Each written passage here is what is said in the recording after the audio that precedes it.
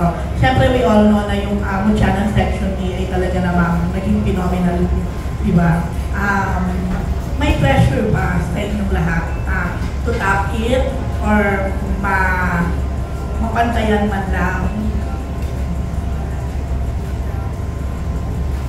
Wala naman pong pressure kasi this show is also different from Mutya and vice versa. But the thing is, both shows are both from Viva, pero all of the actors, even sa Mutya, even dito po sa Bad Genius, even sa Uni-series, we always give our best.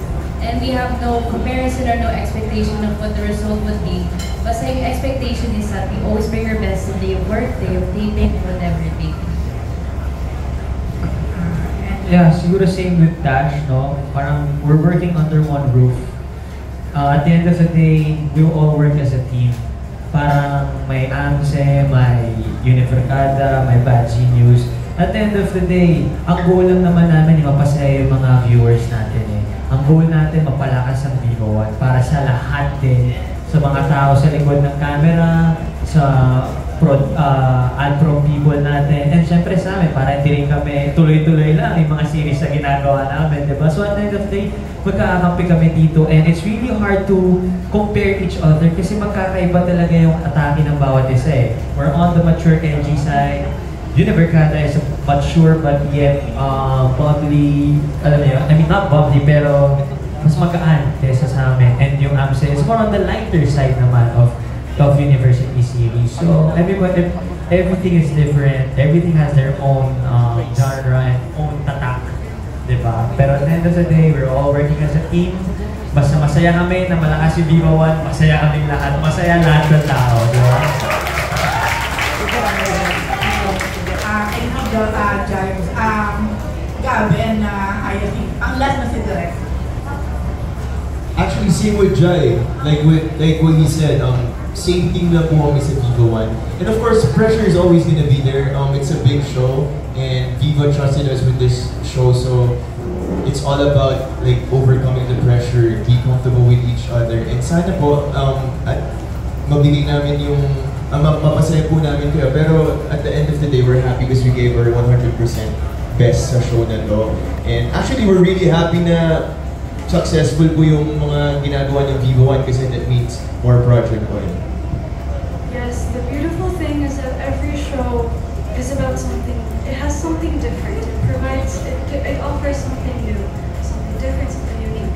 And it's fun because, you know, it makes everyone happy. And if someone's feeling Thriller, they'll watch Thriller. If they want to feel like happy, sad, they can, you know, go into other shows. Every show has a different story and has a different message.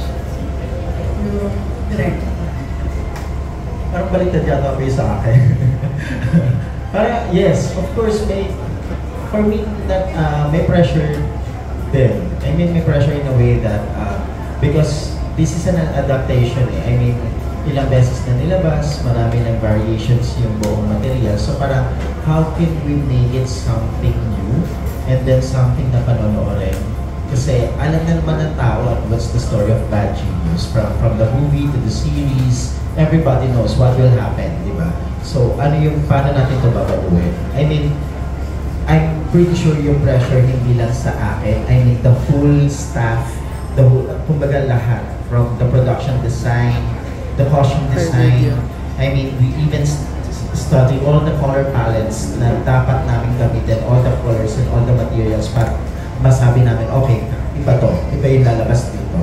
Even the lighting, the DOP, and then kumbaga the whole, kahit the light producers, I mean the creatives, nandun yung pressure to meet na what are the expectations. Kasi malaki siyang material eh.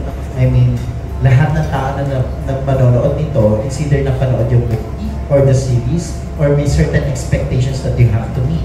So parang, paano natin tatapatan yun? What can we do? What can we offer new? Anong bago dito? Ano yung nabigay ng ibang series na hindi nila naibigay? Then maybe we could concentrate on that.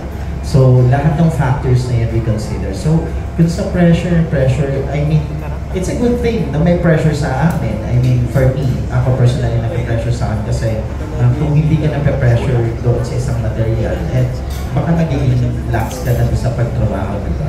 So, yun.